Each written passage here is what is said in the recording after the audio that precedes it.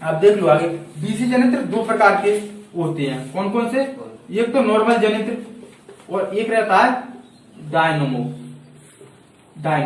DC generator क्या रहता है? जो नॉर्मली हमारा जनरेटर रहता है वो रहता है डीसी जनरेटर, जिससे हम अधिक धारा ले सकते हैं। जैसे 650 वोल्टेज है या फिर हमारा मान लो कितना 450 वोल्ट है, और भी ले सकते हैं। लेकिन डायनोमा कैसा रहता है? डायनोमा कम मान का वोल्टेज देता है, जैसे कि मान लो 250 वोल्टेज तक लगभग, बस इससे ज्यादा नहीं देगा, 250 वोल्टेज तक, और 120 वोल्ट, 100 वोल्ट, 90 वोल्ट, ऐसा। मतलब कुल मिलाकर कह सकते हैं डायनोमा जहां यूज किया जाता है छोटे पैमाने पर, जहां हमें कम वोल्टेज की कम धारा की आवश्यकता हो, वहां पर डायनोमा यूज करेंगे।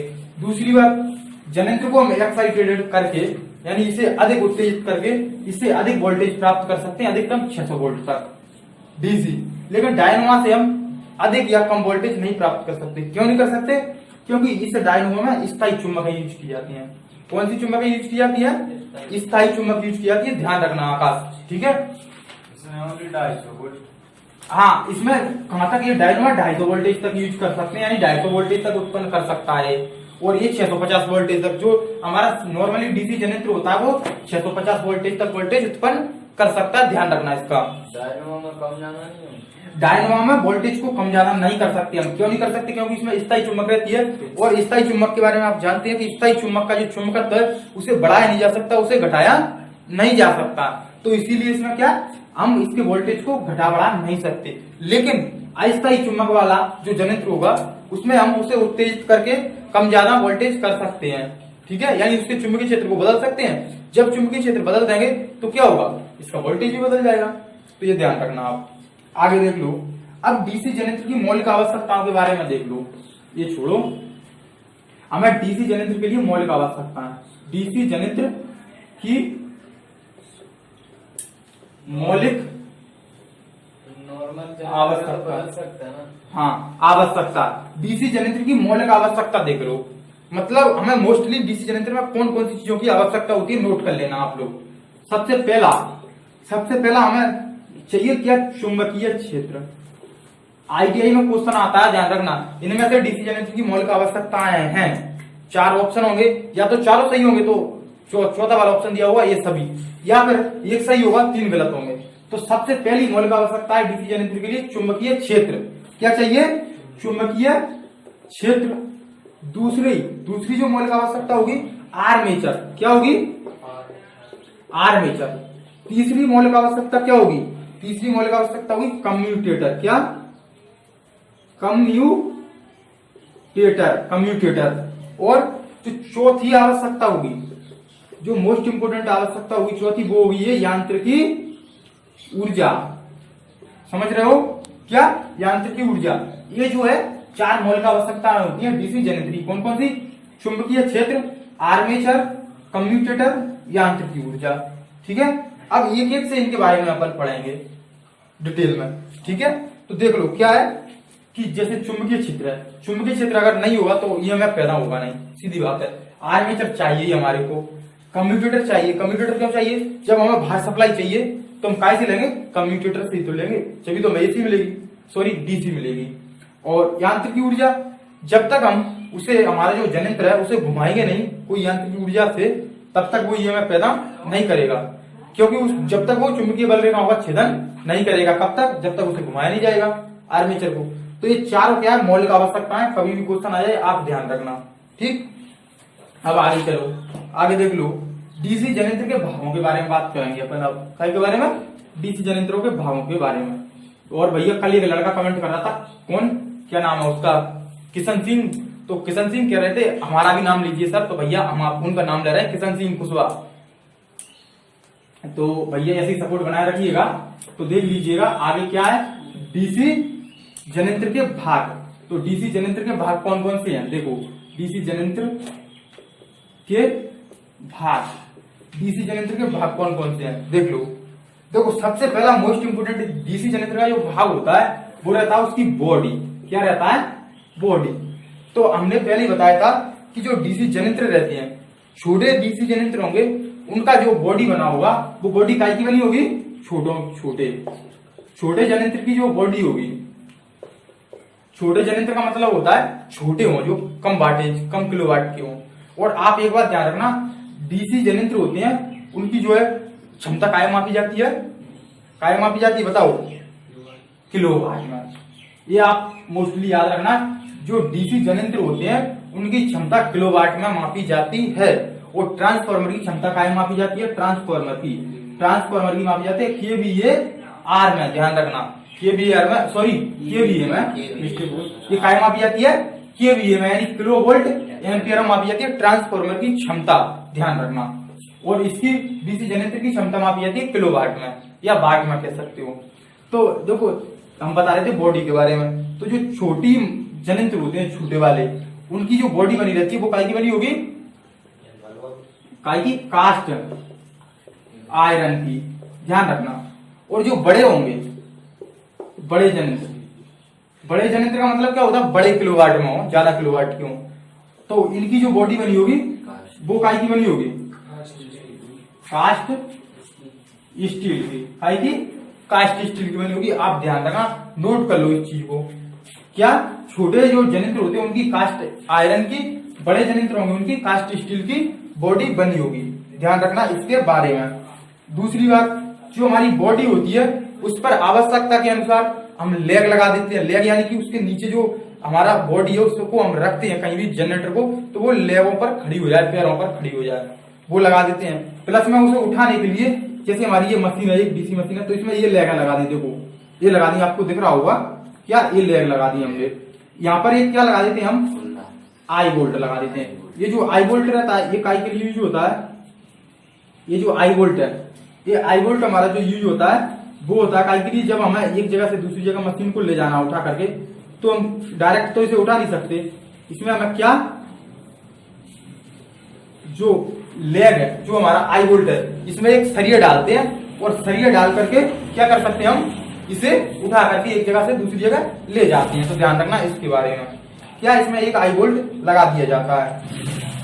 अब आगे देख लो। और क्या नीचे क्या लगा है? ये लेग है, इनको बोलते हैं क्या, लेग या लेग कह सकते हैं आप, या पैर कह सकते हैं इसका।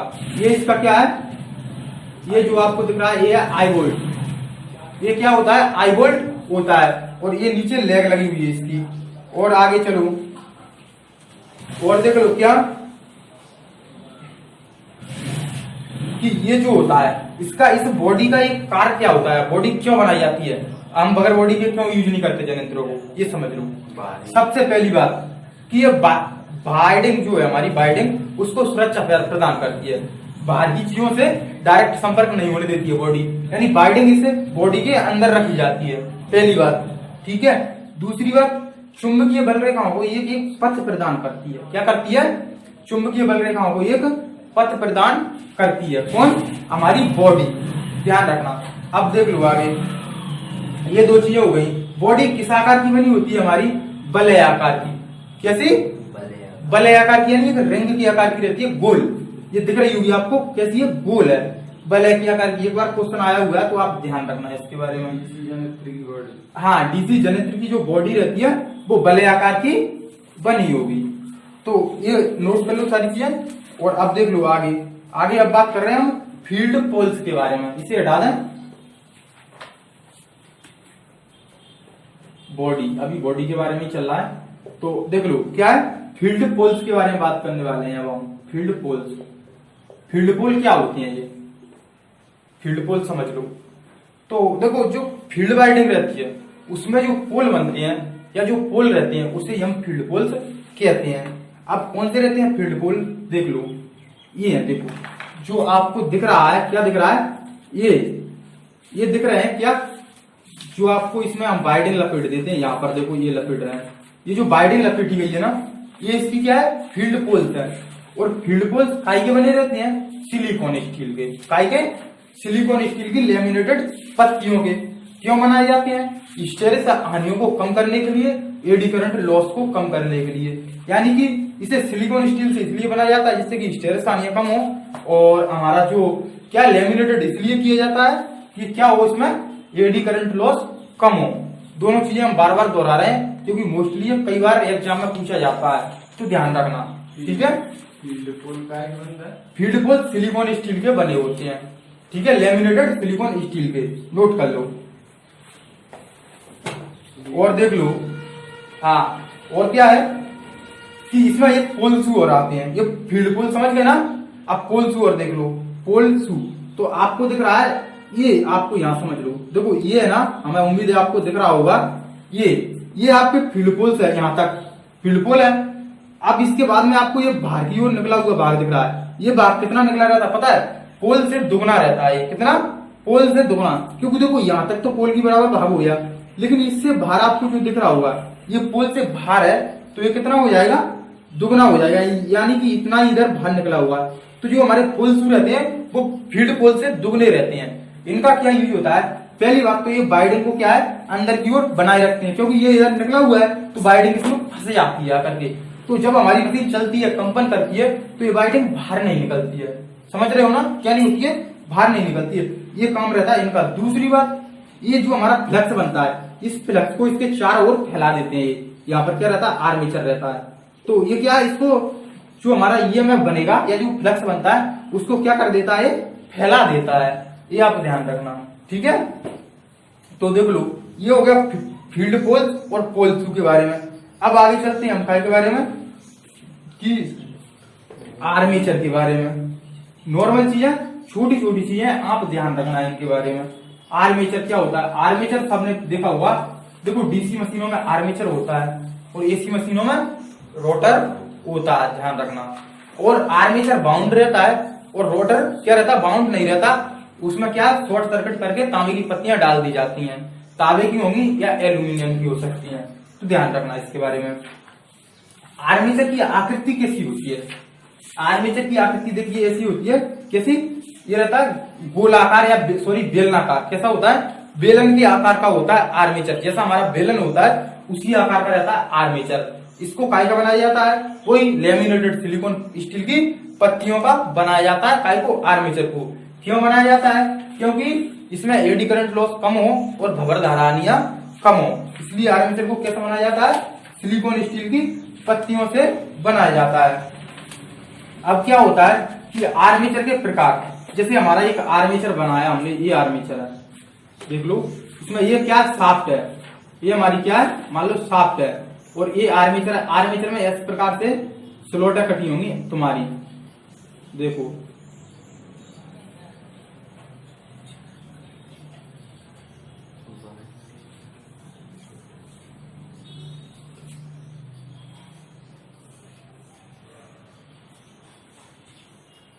इस प्रकार का रहता है आर्मेचर। इसमें क्या रहता है, स्लोटें कटी होती है, कौन सी, जी आपको दिख रही होंगी, ये स्लोट है, ये क्या है, स्लोट है, इसकी क्या है, स्लोट, ये स्लोट है, ये अंदर आपको दिख रही है, ये क्या, शाफ्ट है, क्या, शाफ्ट। अब इसमें होता क्या है, ये समझ लो, ये तो पहले तो ये समझिए होंगे आप, लेमिनेटेड सिलिकॉन स्टील की पत्तियों का बना होता है। दूसरी बात, इसके खांचों के बारे में समझ लो। खांचे देखो, इसमें 3 प्रकार के होते हैं, आर्मेचर में खांचे कितने प्रकार के होते हैं, 3 प्रकार के होते हैं। अब कौन कौन से होते हैं वो समझ लो। देखो, पहला खांचा कौन सा होता है, खुला, कौन सा, खुला वाला आता है, खुला। तो खुला खांचा कौन सा होता है, ये समझ लो। देखो, ये अभी आपको दिख रहा है, एक खुला खांचा बना हुआ है, कौन सा खांचा बना हुआ है, खुला वाला बना हुआ है, यानी कि इसमें कोई भी बंद नहीं है, बिल्कुल भी, नॉर्मली इसका जो मुंह है बाहर वाला वो खुला हुआ है। तो अब इसके बाद में आता है अर्धबंद। अर्धबंद, अर्धबंद का मतलब आधा खुला आधा बंद। आप एक बात ध्यान रखना, ज्यादातर मोस्टली जो खांचे यूज किए जाते हैं ना, वो अर्धबंद वाले ही किए जाते हैं। कौन से, अर्धबंद वाले खांचे यूज किए जाते हैं, आप ध्यान रखना इसके बारे में। ज्यादातर मशीनों में अर्धबंद खांचे की डिजाइन क्या होती है, हम आपको बता, देखो ऐसे ये हमारा आर्मेचर है, यहाँ समझ लो, बस इस प्रकार का होगा, और इसमें जो है कैसे अर्धबंद खांचे बनाना हमारे लिए, तो ये कैसे रहेंगे, आधे खुले रहेंगे और आधे बंद रहेंगे, जैसे कि हम इसी में बता देते हैं। देखो क्या हो गया, वो अच्छी बात है, देख लो क्या है, ये है, ऐसे रहता है वो खांचा, इस प्रकार का, यानी कि बाहर की ओर इसके निकले रहते हैं ये, इस प्रकार से। इससे क्या होता है, इसके थोड़े थोड़े ये शू निकले होंगे बाहर की ओर, इससे क्या होगा, ये आधा खुला रहेगा इसका खांचा और आधा बंद रहेगा, आधा खुला होगा और आधा बंद होगा, ये ध्यान रखना आप। तो ये रहते हैं अर्धबंद प्रकार की। अर्धबंद प्रकार की क्यों यूज की जाती है, इससे जो है बाइडिंग अंदर की ओर ही रहती है, बाहर नहीं निकलती है। इसमें से क्या होता है, बाइडिंग जो खुले वाले खांचे हैं उनमें से बाइडिंग निकलने का क्या थोड़ा डर रहता है, लेकिन अर्धबंद में से बाइडिंग बाहर नहीं निकल सकती। क्यों नहीं निकल सकती, क्योंकि ये अंदर फंस जाती है इसमें, ठीक है, खांचे में। अब बंद वाले कैसे रहते हैं, बंद वाले तो नॉर्मली टोटल बंद रहते हैं, टोटल बंद, कैसे, बंद खांचे। बंद खांचे तो बिल्कुल टोटली बंद रहते हैं और इनमें बाइडिंग को, जैसे हम हमारी सुई रहती है, सुई से कपड़े में छेद करते हैं ना, कपड़े में सीलते हैं, सॉरी कपड़े को सीलते हैं, इस प्रकार से इसमें बाइडिंग डाली जाती है। एक एक तार करके एक एक तार डाला जाता है। तो सबसे ज्यादा कठिनाई आती है बंद वाले खांचों में बाइडिंग करने में, ध्यान रखना इसके बारे में। आर्मेचर की पत्तियां जो रहती हैं वो कैसी रहती हैं, लेमिनेटेड सिलिकॉन स्टील की रहती है और 0.3 mm से लेकर के 0.5 mm मोटाई की होती हैं, ये आप ध्यान रखना। तो ये था आर्मेचर के बारे में, आप ध्यान रखना इसके बारे में। आर्मेचर को कहां पर फिट किया जाता है, आर्मेचर को शाफ्ट पर फिट किया जाता है, ध्यान रखना इसके बारे में। कहां पर, शाफ्ट पर लगाया जाता है, इसको कस दिया जाता है। तो ये था आर्मेचर के बारे में, और आज के लिए इतना ही, बाकी का कल, ठीक है।